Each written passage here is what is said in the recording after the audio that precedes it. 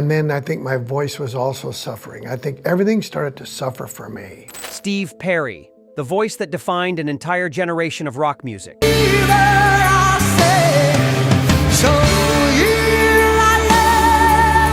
man who could hit notes that made grown men weep and whose perfectionist standards in the studio became the stuff of legend. But behind those soaring vocals and iconic Journey anthems was a musician who didn't just demand perfection from himself. He expected it from everyone around him.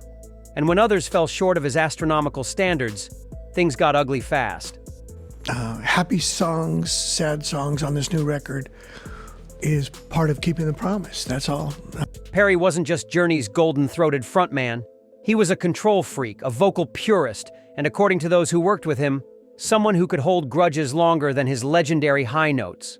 While fans remember him for classics that dominated the airwaves, the music industry remembers a different side. A man who clashed with some of the biggest names in rock and roll. Tonight, we're pulling back the curtain on Steve Perry's most explosive feuds, his bitter rivalries, and the 6 musicians who pushed his patience to the absolute breaking point. From backstage blowouts to studio confrontations, these are the artists who discovered that crossing the voice meant facing consequences that lasted for decades. You think you know Steve Perry? Think again. This is the countdown of the 6 musicians Steve Perry hated the most, and the shocking reasons why their conflicts changed rock history forever. 6. Sammy Hagar. Sammy Hagar and Steve Perry should have been natural allies. 2 powerhouse vocalists dominating the arena rock scene in the 1980s. Instead, they became bitter rivals in a feud that split the rock community down the middle. The tension began when music critics started comparing their vocal ranges, with some suggesting Hagar possessed the raw power that Perry's polished style lacked.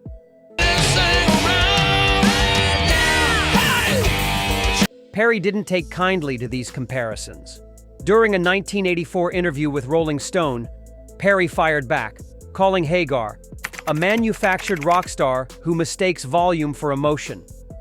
The real explosion came during the recording sessions for Journey's Raised on Radio album. Hagar had just joined Van Halen, and his success with Why Can't This Be Love was climbing the charts alongside Journey's Be Good to Yourself. Studio insiders witnessed Perry obsessively monitoring Hagar's radio play, tracking chart positions daily like a man possessed. When a music journalist suggested Hagar brought authentic grit that Perry's voice lacked, Perry's response was swift and cutting. He dismissed Hagar as someone who thinks screaming equals singing, adding that real vocalists don't need to rely on beer commercial anthems to connect with audiences. Hagar fired back through his camp, suggesting Perry was too concerned with hitting perfect notes to deliver anything with real soul. The war of words continued for months, with both camps feeding gossip to music magazines. This rivalry pushed Perry to experiment with grittier vocal textures on Raised on Radio, proving he could match any rocker's intensity while maintaining his technical precision. 5. David Lee Roth. David Lee Roth represented everything Steve Perry despised about rock and roll excess. While Perry poured his soul into every note, Diamond Dave treated concerts like Broadway productions complete with acrobatic kicks and over-the-top theatrics. Their philosophical differences exploded into full-scale warfare during the MTV boom of the early 1980s.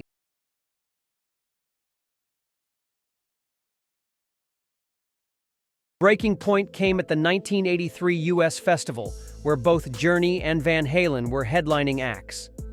Backstage sources describe a tense encounter where Roth, fresh off his performance, approached Perry with what witnesses called typical Dave arrogance. According to festival crew members, Roth made disparaging comments about ballad singers who hide behind pretty melodies instead of commanding the stage. Perry's response was ice cold. He told Roth that real artists don't need costumes and circus acts to sell records. The conversation escalated when Roth suggested that Journey's emotional approach was music for people who cry during commercials. Music industry veterans recall Perry becoming obsessed with proving his stage presence could match any frontman's energy. This rivalry directly influenced Journey's Frontiers tour staging, where Perry incorporated more dynamic movement and audience interaction than ever before.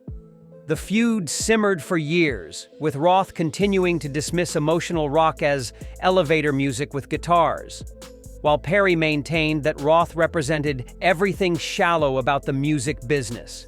Their contrasting philosophies became a defining split in 1980s rock culture: substance versus spectacle, emotion versus entertainment. 4. Lou Gramm, Foreigner. Lou Gramm was the one vocalist who could legitimately challenge Steve Perry's claim as rock's premier voice, and Perry knew it.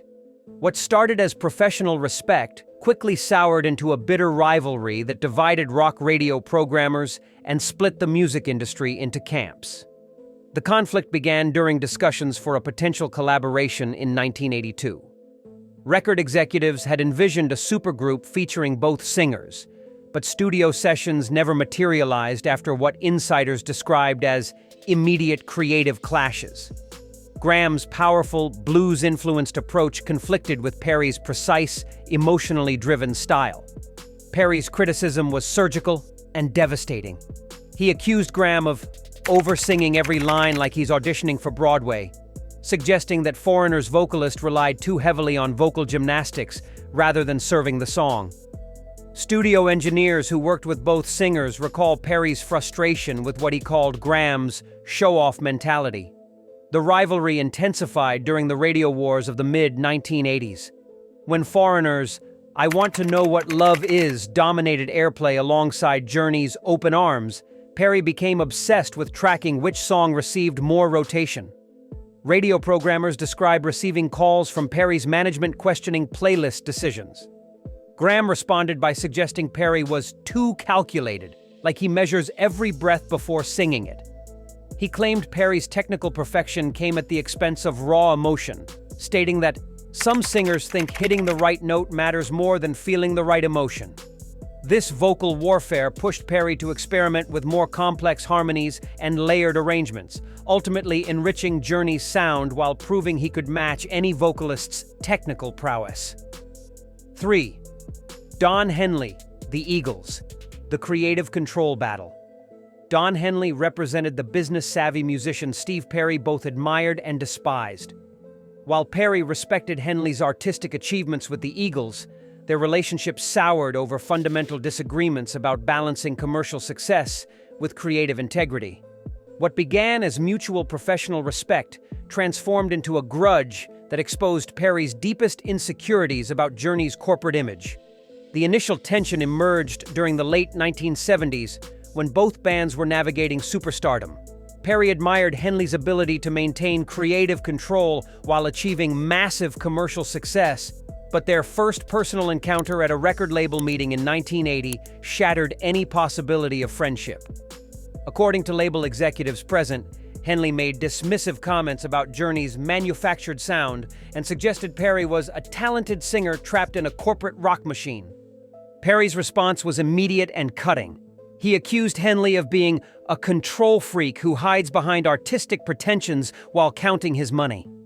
Studio insiders reveal that Perry became obsessed with proving Journey could create music as artistically valid as the Eagles' catalog, leading to extensive reworking of songs that the band felt were already complete.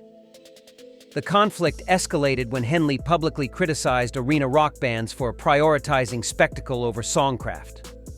Music journalists documented Perry's angry response, where he called Henley a hypocrite who sold out just as much as anyone but pretends otherwise.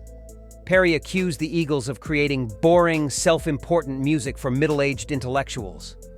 This rivalry profoundly impacted Perry's approach to Journey's creative direction. He pushed for more sophisticated arrangements and deeper lyrical content, particularly evident on Frontiers and Raised on Radio. However, the constant pressure to prove Journey's artistic legitimacy contributed to Perry's growing frustration with the band's commercial expectations, eventually influencing his decision to step away from Journey in the late 1980s. Neil Schon, Journey bandmate. The most shocking entry on this list isn't an outside rival. It's Perry's own bandmate and Journey's lead guitarist, Neil Schon. Their relationship devolved from creative partnership to bitter power struggle, ultimately destroying the band's chemistry and forcing Perry into a 15-year hiatus from music. The conflict centered on creative control and musical direction. Perry viewed himself as Journey's primary creative force, responsible for the melodies and emotional core that defined their sound. Let me ask you, what would it be like to see him if he's there? Well, you know what? I haven't seen him in a long time since we did. Shawn, however, was an accomplished guitarist who demanded equal creative input and refused to be relegated to supporting Perry's vision. Studio engineers describe increasingly heated arguments during recording sessions, with Perry insisting that guitar solos served the song while Shawn wanted more freedom to showcase his technical abilities. The breaking point came during the trial by fire sessions in the mid-1990s. Producer Kevin Shirley witnessed explosive confrontations where Perry accused Shawn of ego-driven showboating that destroys the emotional impact of songs. Shawn fired back, claiming Perry had become a control freak who can't stand sharing the spotlight with anyone. Band insiders reveal that Perry felt betrayed by Shawn's alliance with management on business decisions. He accused his longtime collaborator of choosing money over music and prioritizing touring revenue over artistic growth. Shawn's response was equally harsh, suggesting Perry had become impossible to work with and more concerned with protecting his image than making great music. The psychological toll was devastating. Perry's perfectionist nature couldn't handle the constant conflict with someone he trusted creatively for over a decade. Their deteriorating relationship became so toxic that Perry chose to abandon his career rather than continue fighting. This internal warfare didn't just end Journey's golden era. It nearly destroyed Perry's passion for music entirely, proving that sometimes the most damaging conflicts come from within. Number 1. Kevin Cronin, IREO Speedwagon. Kevin Cronin was Steve Perry's greatest nemesis, though most fans never realized it. While both singers dominated the same radio markets with soaring power ballads and arena anthems, their rivalry went far deeper than chart competition. This was a clash of musical philosophies, vocal techniques, and personal pride that consumed Perry for over a decade and shaped his entire approach to his craft. The feud began in the late 1970s when both Journey and REO Speedwagon were climbing towards superstardom. Music industry insiders witnessed the first confrontation at a Midwest radio station where both bands were promoting new releases. Perry overheard Cronin dismissing Journey's music as too polished and suggesting that real rock and roll required authentic Midwestern grit that California bands couldn't understand. Perry's reaction was swift and merciless. He launched a campaign to prove his vocal superiority, dissecting Cronin's technique in interviews and calling him an amateur who mistakes sincerity for skill. Sound engineers who worked with both singers described Perry's obsession with outdoing every REO Speedwagon release, spending countless studio hours perfecting vocal arrangements that would showcase his technical superiority. The rivalry reached its peak during the early 1980s power ballad wars. When REO's Can't Fight This Feeling battled Journey's Open Arms for radio dominance, Perry became consumed with monitoring chart positions and airplay statistics. Record label executives describe receiving daily calls from Perry's camp, demanding explanations for any week where REO outperformed Journey. Concert promoters witnessed backstage tensions at shared venues, with Perry refusing to acknowledge Cronin's presence and demanding separate rehearsal schedules. The psychological warfare was intense. Perry would time his vocal warm-ups to coincide with REO's sound checks, demonstrating his range and control within earshot of his rival. This obsession with defeating Cronin drove Perry to his absolute vocal peak, pushing him to develop the crystalline precision and emotional depth that defined Journey's greatest hits.